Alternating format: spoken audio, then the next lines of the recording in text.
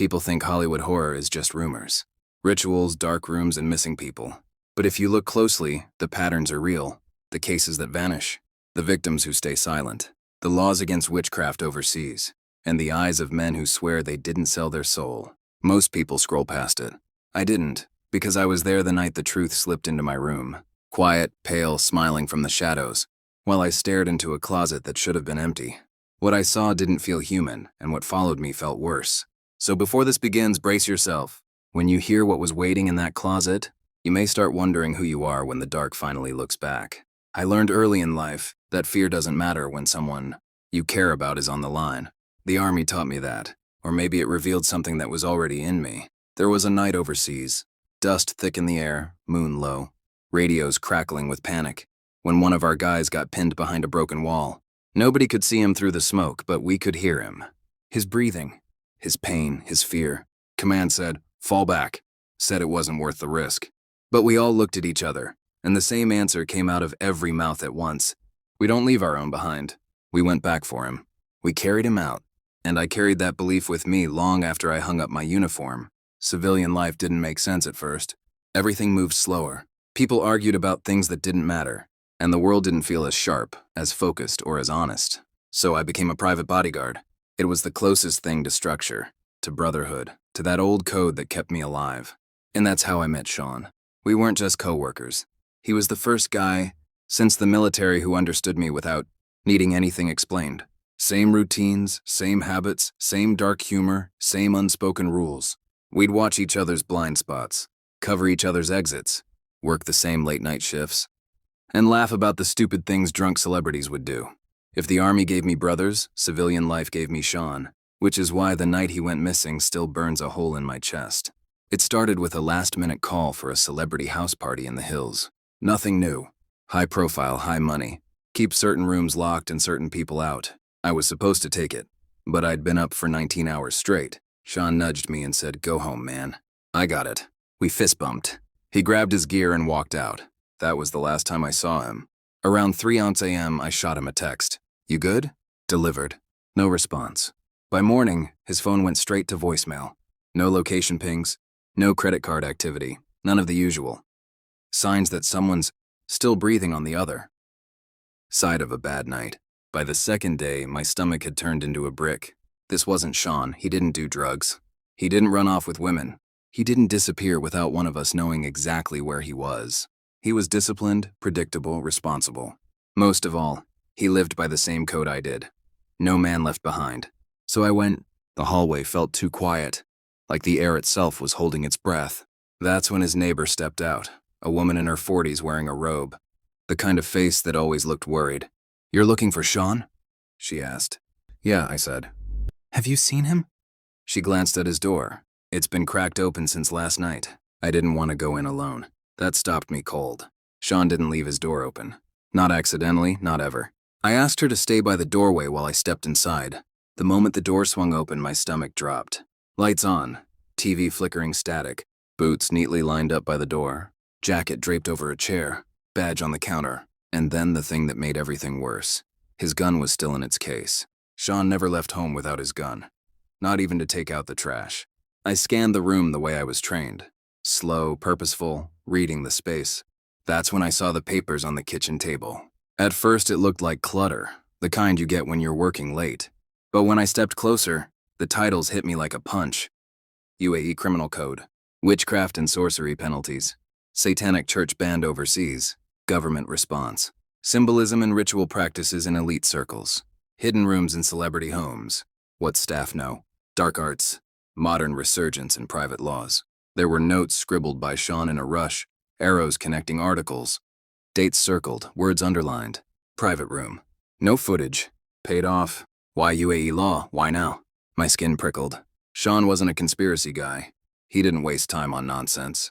If he printed these out, circled them, connected them, he was on to something. Something he didn't get the chance to finish. The neighbor hovered near the doorway, whispering, "What does all that mean?" I didn't answer because I didn't know. And the truth was, I didn't want to know. I walked deeper inside. The air felt off, heavy, like the room was holding something I couldn't see. His bedroom door was open. I swallowed hard and forced myself forward. Inside, everything was neat. Too neat. And then a feeling washed over me. Not a sound, not a draft, nothing I could describe. But it was real. I didn't realize I was gripping the steering wheel until my knuckles went white. Shawn's apartment was fading in the rearview mirror. But the feeling inside it, the weight, the presence had come with me. I kept replaying the moment, trying to force a sane explanation onto something that refused to be explained. Exhaustion? Stress? A hallucination? No, I knew better. There are things the mind invents and things the mind remembers. And that pale man in the corner, still as a photograph, smiling, that smile without warmth, felt burned into my memory like a brand. I whispered into the empty car, "I'm coming for you." Brother. The military code wasn't something I ever let go of. Not in war, not afterward, and definitely not now. If Shawn found something he wasn't supposed to find, then I needed to understand exactly what young men in this industry were walking into. So I started where he started. Music producers, studio runners, assistants, people chasing access. It wasn't hard to find them. The industry is full of young guys chasing dreams, hungry enough to do anything, literally anything, to get noticed. I met one in a studio off Fairfax. He couldn't have been more than 19. "It's not about talent, bro," he told me. "It's about being in the right room." I asked what room he meant. He lowered his voice. "The ones upstairs." When I pressed further, he backed off quickly, eyes shifting, hands shaking slightly. That was the first sign. The second came from an engineer, who said he'd once been invited to a private vibe session at a mansion in the hills. He wouldn't talk about what happened. He just said, "When they take your phone, run." Then he left the cafe abruptly and never looked back. I met others too. Dancers, videographers, interns. Boys barely old enough to rent a car, but already carrying burnout in their eyes. Some were excited, some terrified, some hollow. One producer finally offered to show me how to get close to the right people. We were supposed to meet at a studio at midnight. He never showed. His phone went dead. His social media disappeared. The studio lights were off when I arrived. Someone had erased him in 24 hours. Each dead end, each missing person, each panicked expression made one thing undeniable. Shawn didn't just stumble into danger. He stepped into a machine built to hide it. I left the empty studio lot with the weight of eyes on my back. Not just paranoia, instinct. Someone followed me into the parking lot. Footsteps matched mine until I stopped. Then silence. A black SUV rolled past me slowly, windows tinted. I saw nothing inside, but the feeling didn't pass. At the gas station, a man in a hood stared at me too long, his expression blank. I turned away for half a second. He was gone. Not walked away. Not driven off. Gone. By the time I made it back to my car, my pulse was hammering up my neck. Then I realized something chilling. The feeling I'd had in Shawn's bedroom, the pressure, the heaviness. It was with me now, attached. I sat in my car, staring at all the notes and screenshots I'd gathered. One phrase kept appearing across everything Shawn had printed. Midnight session. Some kind of industry gathering. Invite only. Unlisted. Rumored. To involve initiation rooms. The same rooms Shawn circled in his notes. The same rooms young producers whispered about, then immediately shut their mouths on. I knew I wouldn't get answers from the people below the food chain. The ones holding the secrets weren't producers. They were the ones who owned the mansions. I tried calling an old security coordinator. Someone I once trusted. Someone who knew more about this industry than any of us should. He didn't answer. 30 minutes later, my phone buzzed with a private number. His voice was shaky, whispering, "If you're looking for him, you won't find him out here." My heart dropped. "Where do I find him?" Silence then. "You need to go where they go." I asked again, louder. "Where?" A breath. Fear. And finally, "There's a party tonight." Then he hung up. I didn't waste time. I geared up the same way I used to before missions. Dark clothing, a concealed blade in my boot, an old security ID I kept just in case, a backup flashlight. No jewelry, no unnecessary weight. Just focus. Just intent. If this was the same kind of party Shawn worked the night he vanished, then I needed to walk in ready for anything. The drive into the hills felt endless, twisting roads, gated estates, riches stacked on top of riches, but beneath it all, something rotten. I followed the address until a massive mansion rose behind black iron gates. SUVs lined the entire street. Music thumped faintly through the thick walls. Guests in designer outfits walked past security with dead, glassy eyes. 2 guards stopped me at the gate. "Name?" one asked. I flashed the old ID, keeping my expression neutral. He studied it, then studied me. My muscles tensed, preparing for whatever came next. Then he nodded. "Go ahead." The gate opened with a slow groan. 1,000 thoughts collided in my head, but one drowned out the rest. Shawn walked into a place just like this, and he never walked out. I stepped inside. The air was warm, almost sweet. Laughter echoed from somewhere deep in the mansion. And somewhere farther in, I heard something else. Something rhythmic, something ritualistic, something that didn't belong in a house filled with music and lights. The door shut behind me, and for the first time since the army, I felt like I was walking into a war zone again.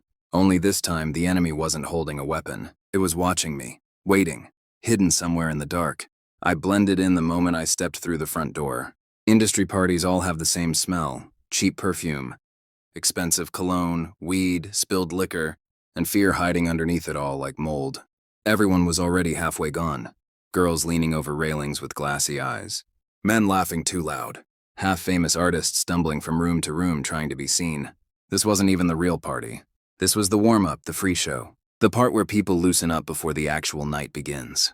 Security stood everywhere. Big guys in tight shirts with earpieces and that blank expression I used to wear in combat and clubs. The kind of look that says, I see everything. I feel nothing. One of them, a tall guy with a shaved head, nodded at me like I belonged. You on perimeter? He asked. Yeah, I said. Making rounds.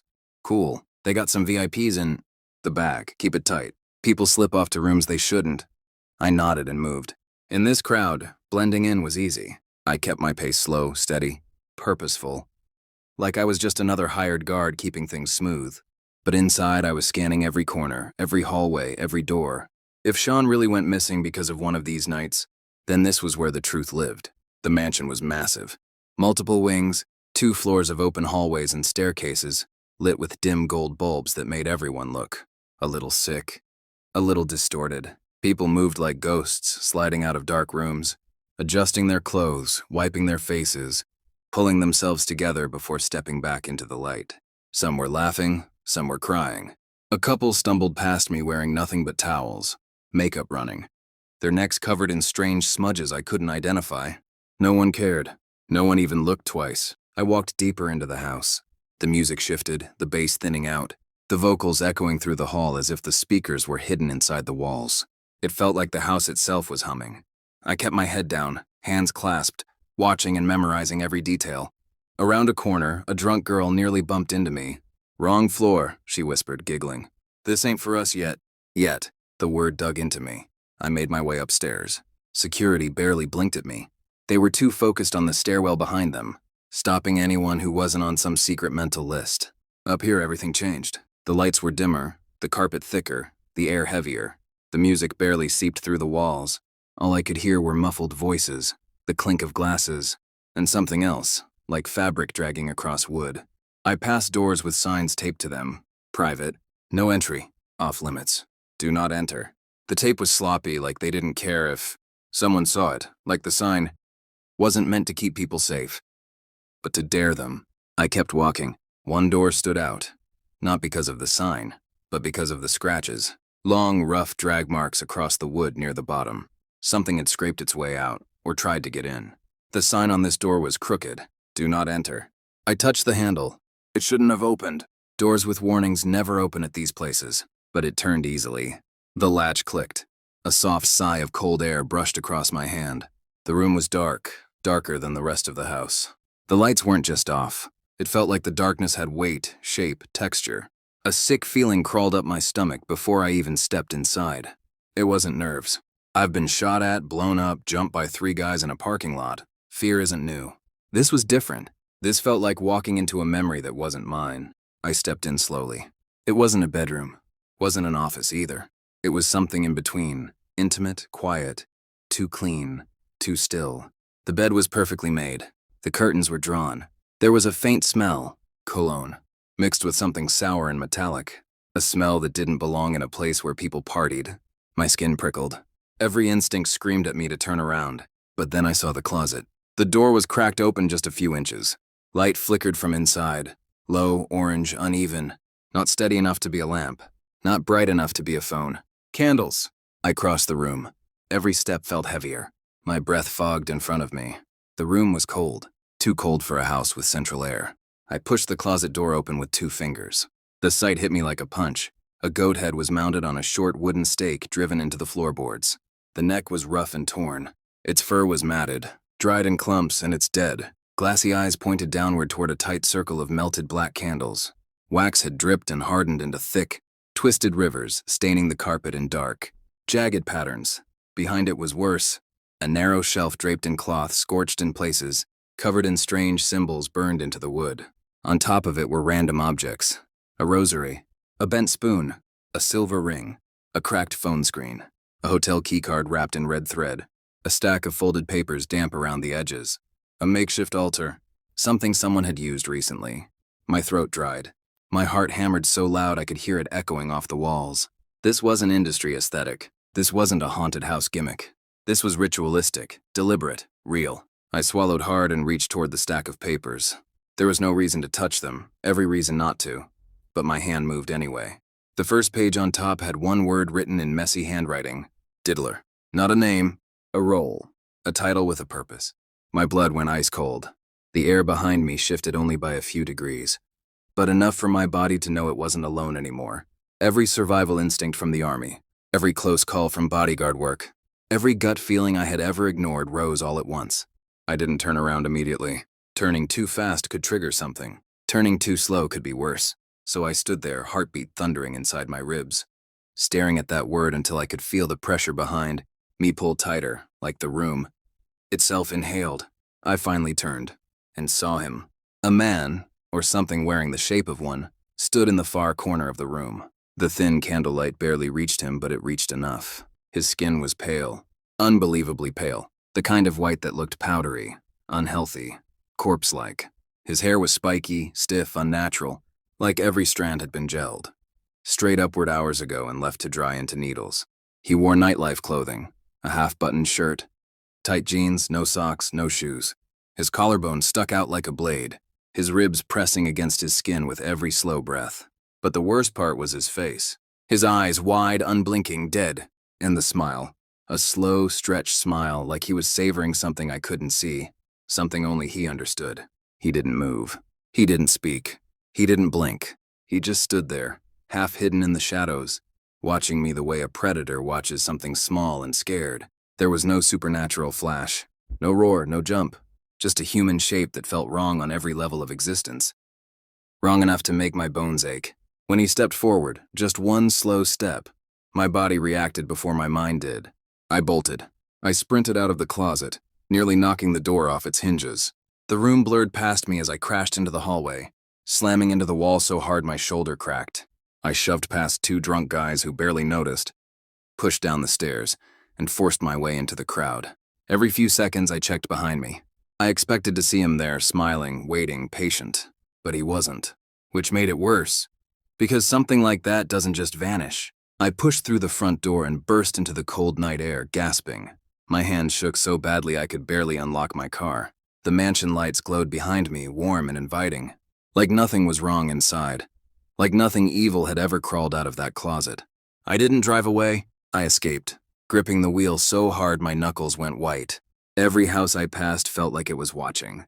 Every shadow felt like it held that pale figure. Every thought led back to Shawn. Shawn in that apartment. Shawn researching rituals. Shawn disappearing without a trace. Shawn seeing that altar before me. And suddenly it clicked. This wasn't random. This wasn't coincidence. Shawn didn't just vanish. He was taken. My phone vibrated on the passenger seat. I jumped. The screen lit up. Unknown call. Alabama Dept of Corrections. I stared at the phone, my heart hammering in my throat. Alabama. Shawn had no connection to Alabama. No family, no friends, no reason to be there. The phone buzzed again. I answered. Static exploded in my ear. Loud, violent, like the phone was underwater. Then a cough, then breathing. Slow, ragged breathing. The kind you hear from someone holding a broken rib. Hello, I whispered. Nothing. Then, man, it's me. My whole body went numb. Shawn? A gasp, another cough, chains rattling in the background. Then, in a voice so faint I had to press the phone against my ear. I didn't sell my soul. The words weren't dramatic. They weren't rehearsed. They were terrified, pleading. A door slammed in the background, hard enough to shake the line. Someone shouted. The phone scraped against something metal. Shawn inhaled sharply. Don't let them... The line cut. Silence. The screen went black. I tried calling back. The number didn't exist. Not blocked. Not restricted. Didn't exist. I sat there in my car, staring through the windshield into the empty night. My hands shook. My breathing wouldn't come steady. My heart pounded against my skull. Shawn was alive. Shawn had been taken. And Shawn was warning me. The pale man in the corner, the goat head, the altar, the word diddler, the party, none of it was random. I whispered into the dark, my voice breaking, "Shawn, I'm not leaving you behind. Because that army code never left me. Not overseas, not stateside, and not now. Whatever world I stepped into tonight, I wasn't walking back out. Not without him. If stories like this keep you hooked, hit like, subscribe, and tell me in the comments if you want the next story.